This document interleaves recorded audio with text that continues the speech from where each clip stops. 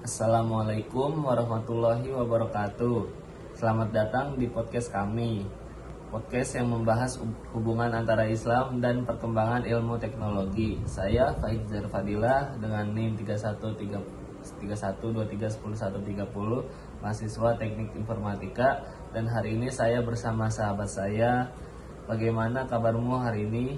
Waalaikumsalam warahmatullahi wabarakatuh. Alhamdulillah saya baik.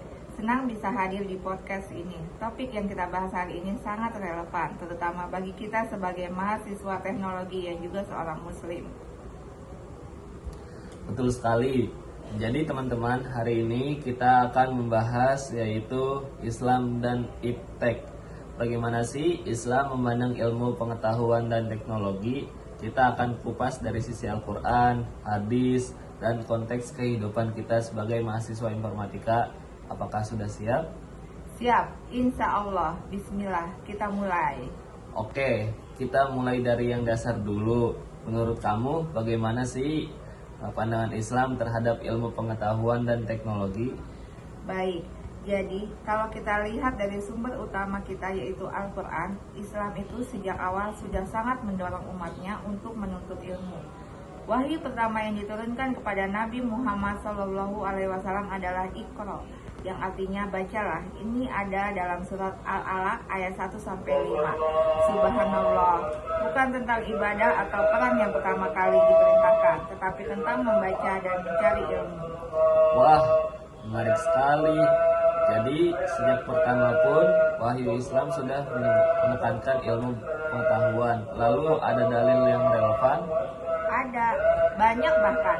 Salah satunya surat Al-Mujadilah ayat 11 yang intinya Allah akan mengangkat derajat orang yang beriman dan orang yang berilmu. Ini menunjukkan bahwa ilmu pengetahuan memiliki kedudukan yang sangat tinggi dalam Islam.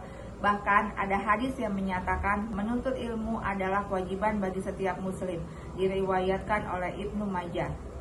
Masya Allah, berarti Islam dan ilmu pengetahuan itu bukan dua hal yang bertentangan ya, justru saling mendukung.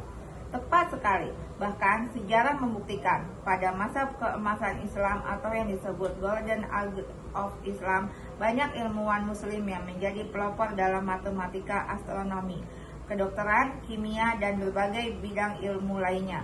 Sebut saja Ibnu Sina dalam bidang kedokteran, Al-Khawarizmi dalam matematika dan algoritma. Dan menariknya, kata algoritma itu sendiri berasal dari nama Al-Khawarizmi loh. Wow, Al-Khawarizmi itu berarti bapak algoritma kita ya. Sebagai seorang muslim, ini sangat memotivasi kita sebagai mahasiswa teknik informatika. Nah, sekarang kita masuk di konteks modern.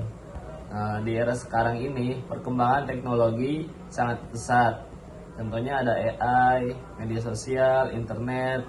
Menurut kamu, bagaimana sih seorang muslim harus bersikap terhadap teknologi-teknologi ini? Pertanyaan yang sangat penting. Menurut saya, Islam mengajarkan prinsip yang sangat bijak. Teknologi itu ibarat pisau bermata dua. Ia bisa menjadi alat kebaikan dan bisa juga menjadi alat kejahatan. Yang menentukan adalah niatnya dan cara penggunaannya. Dalam Islam, kita mengenal prinsip al-masalahah atau al-mursalah, yaitu mengambil manfaat dan menolak kemudaratan. Bisa dikasih contoh yang konkretnya? Tentu, ambil contoh media sosial. Di satu sisi, media sosial bisa digunakan untuk dakwah, menyebarkan ilmu yang bermanfaat, menyambung silaturahmi, bahkan berbisnis secara halal. Tapi di sisi lain bisa juga digunakan untuk menyebarkan hoaks, fitnah, konten yang tidak islami. Nah, sebagai muslim, kita harus menjadi pengguna yang cerdas dan bertanggung jawab. Ada hadis relevan, barang siapa yang beriman kepada Allah dan hari akhir, hendaklah ia berkata yang baik atau diam. Ini berlaku juga di dunia digital. Betul, dan kita sebagai mahasiswa teknik informatika punya tanggung jawab yang lebih besar ya.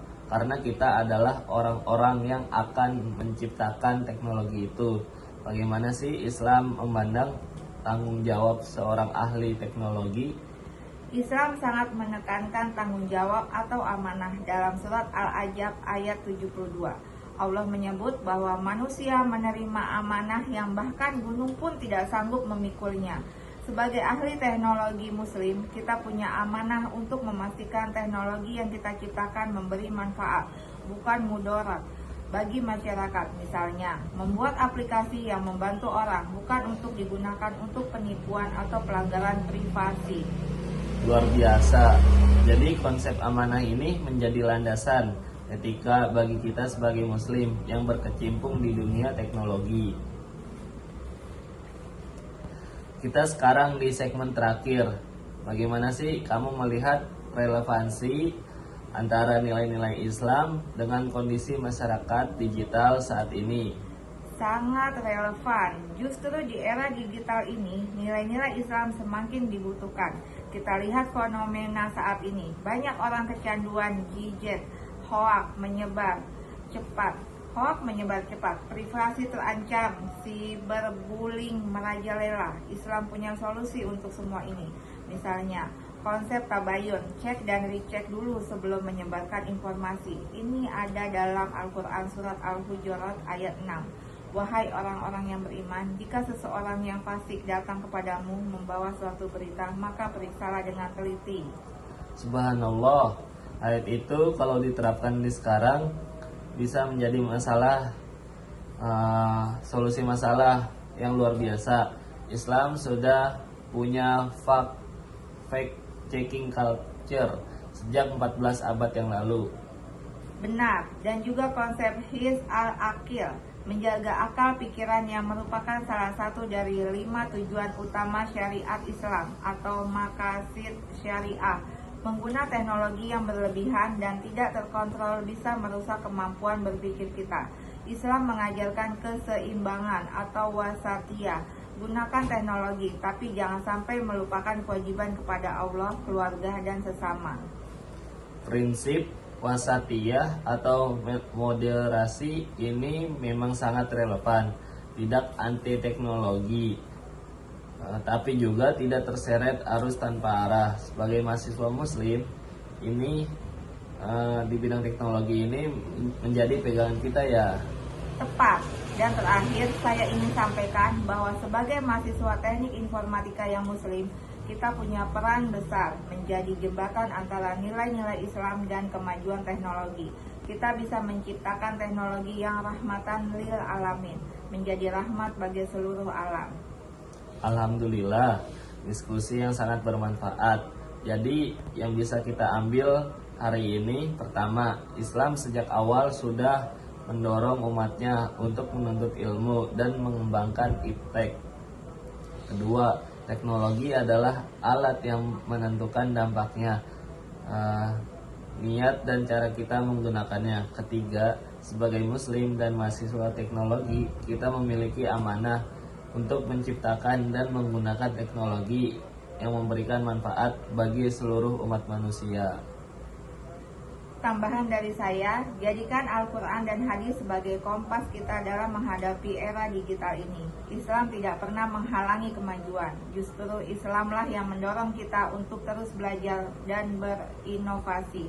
Seperti yang Rasulullah Shallallahu Alaihi Wasallam ajarkan, tuntutlah ilmu dari buayan hingga liang lahat. Jazakumullah khairan kasih.